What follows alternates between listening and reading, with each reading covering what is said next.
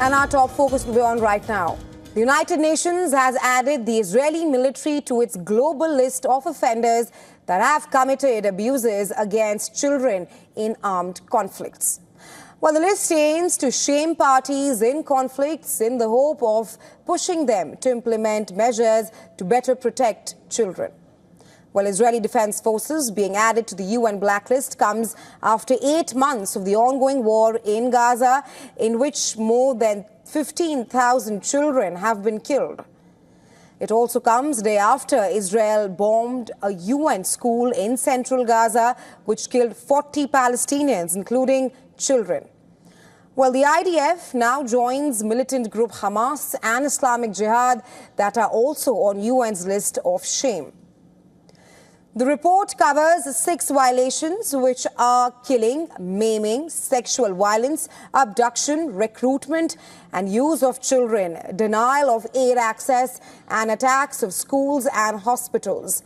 However, it is not clear what violations Israel, Hamas or the Palestinian Jihad have been listed for. Well, the list is split into 2. Number 1, parties that have been put in place measures to protect children, and the parties that have not. The latest report is yet to be made public. Israel has lashed out at the report that was compiled by the UN Secretary General's Special Representative for Children in Armed Conflict. Meanwhile, Israel's envoy to the UN rejected allegations of immorality in children being killed in the war. I am utterly shocked and disgusted by this shameful decision of the Secretary General.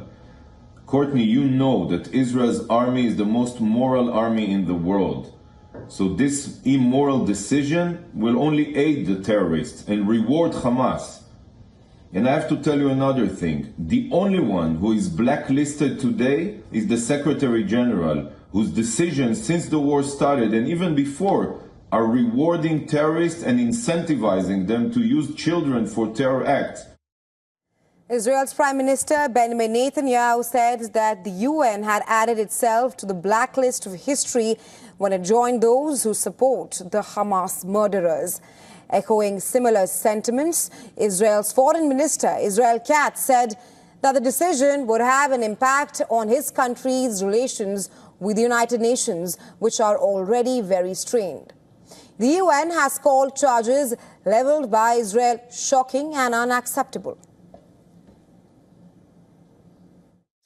Coming back to this morning's events, earlier today, our Chief of Staff, Courtney Rotre, called the permanent representative of Israel, Gilad Erdan. The call was a courtesy afforded to countries that are newly listed on the annex of the report. It is done to give those countries a heads up and avoid leaks. Ambassador Erdogan's video recording of that phone call and the partial release of that recording on Twitter is shocking and unacceptable, and frankly, something I've never seen in my 24 years serving this organization. Well, another country on this UN blacklist is Russia. The United Nations put Russian forces on its blacklist last year, holding it responsible for the deaths of children and attacking schools and hospitals in Ukraine.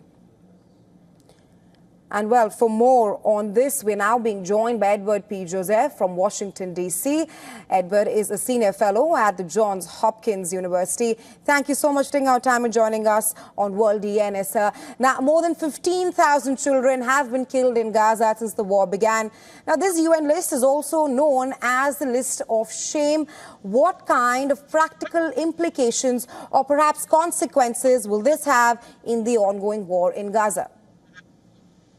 Well, it remains to be seen whether there will be any practical consequences. This is not the first time, of course, that the United Nations or senior officials within the United Nations have sharply criticized Israel.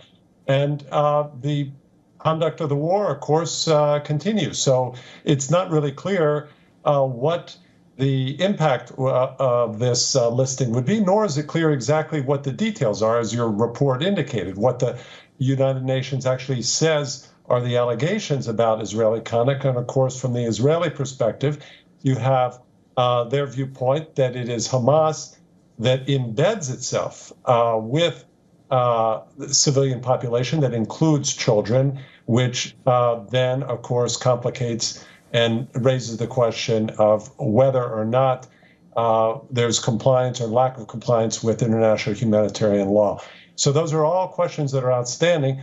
And really, the wider question here is what to do to actually stop the fighting. But we can talk about that shortly. Please. Right. Mr. Joseph, speak of how the outcome and the implications in the ongoing war remains uncertain.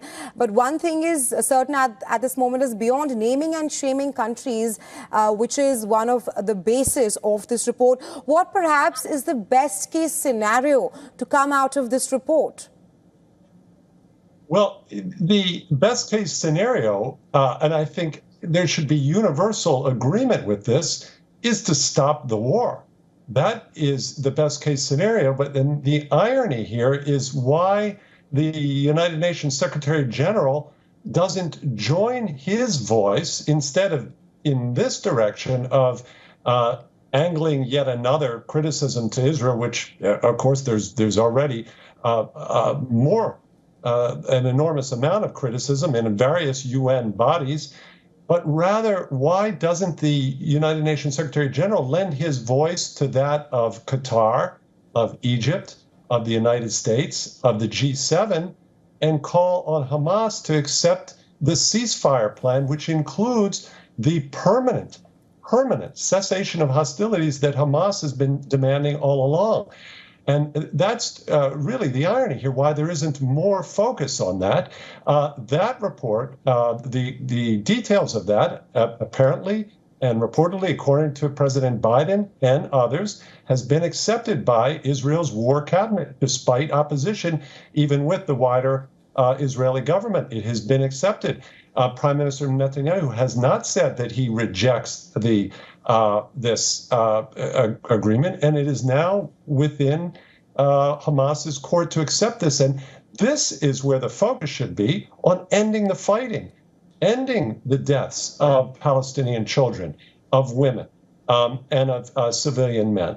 So that's really the irony here, and that's really where the focus should be, is on asking the question of why Hamas does not accept this well put together, detailed agreement that meets their demands. Please. Right, Mr. Joseph. Of course, the suffering of women and children is at the center of concerns around the world in the ongoing war in Gaza.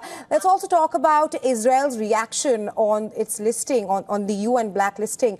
Well, Israel's foreign minister has said that this decision will have an impact on Israel's relations with the UN. Can you tell us more about that, with Netanyahu calling the IDF one of the most moral militaries in the world? Actually, there's little really of consequence to add here. Israel has very antagonistic relations and has had antagonistic relations with the United Nations for decades, ever since there were some highly questionable resolutions passed decades ago. Israel, of course, is highly critical and highly suspicious of the specialized UN agency, the only one that exists, that is dedicated for a single refugee population, and that is the Palestinian refugee population and UNRWA. So there's nothing really new here. The Israelis do not trust the UN.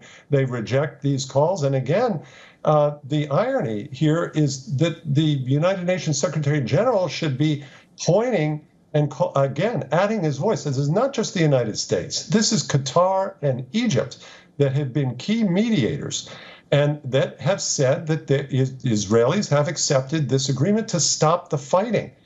So that's the agreement. And I call your attention here to the well-known Washington Post columnist, David Ignatius, who asked the question. Here's a blunt question, quote, why aren't Palestinians demanding that Hamas's leaders, who are hiding in tunnels under the ravaged enclave, accept this agreement so that reconstruction can begin? In fact, it's not just a cessation of hostilities. The agreement provides, as columnist David Ignatius points out, who has excellent sources in the U.S. administration, points out that reconstruction would begin immediately. So all of us who are concerned about the suffering Palestinians, instead of being focused on these mutual recriminations between Israel and the United Nations should be focused on getting Hamas to finally accept this deal that will give the Palestinian population the relief that it desperately needs. Please. Right, Mr. Joseph, thank you so much for taking out time and joining us here on the show with your insights. You're welcome.